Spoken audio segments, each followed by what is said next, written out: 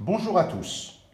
À l'occasion du CROSS annuel de l'école Saint-Joseph qui en 2018 se fera au profit de la Gregory Parian Foundation, nous recevons le docteur Françoise Parian-Tichou qui va nous éclairer sur la maladie qu'est l'asthme, et ceci avec des mots simples et à la portée de tous. Bonjour docteur, merci de nous recevoir. Je vais vous poser quelques questions. L'asthme, aujourd'hui, pourquoi en parler? Pour trois raisons. La première, c'est parce que c'est la maladie longue la plus fréquente chez l'enfant en particulier. Et deuxièmement, parce que c'est une maladie trompeuse. Et comme elle est trompeuse, elle est sous-diagnostiquée et le plus souvent maltraitée et toujours insuffisamment surveillée. La troisième raison, c'est qu'elle peut entraîner la mort malheureusement. Et s'il y a un enfant de tuer, c'est toujours un enfant de trop. Qu'est-ce qu'est l'asthme? Alors l'asthme, c'est une inflammation du poumon qui se traduit par des crises, la crise d'asthme. Et pendant la crise, les bronches se rétrécissent.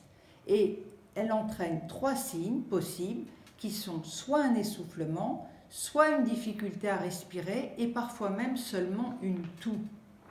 Pourquoi parler aujourd'hui de l'asthme de l'enfant et de l'adolescent particulièrement? Parce qu'elle est particulièrement à risque dans cette tranche d'âge. Vous, les ados, à ce moment-là, vous en avez marre de la maladie. Et comme vous en avez marre de la maladie, vous écoutez moins les recommandations et cela risque d'entraîner des dégâts. Qu'est-ce qui provoque l'asthme et la crise d'asthme?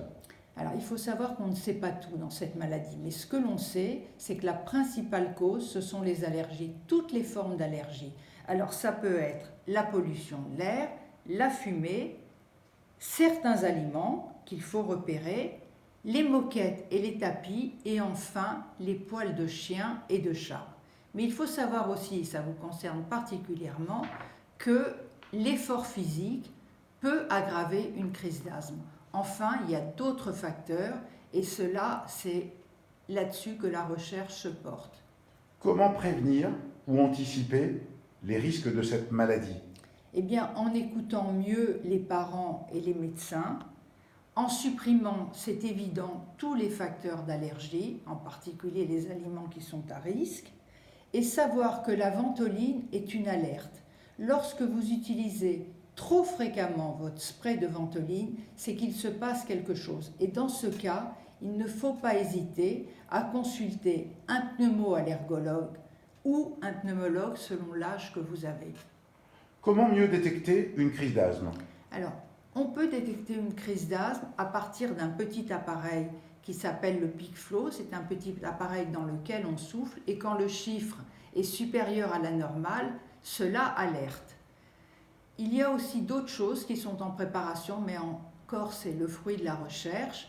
Il y aura bientôt des petits appareils connectés. Vous aurez une petite montre au poignet qui permettra d'être relié directement à votre médecin et qui lui saura quand est-ce qu'il se passe quelque chose d'anormal. Enfin, votre conclusion? Alors je dirais que comme c'est une maladie trompeuse, il faut être encore plus vigilant que d'habitude.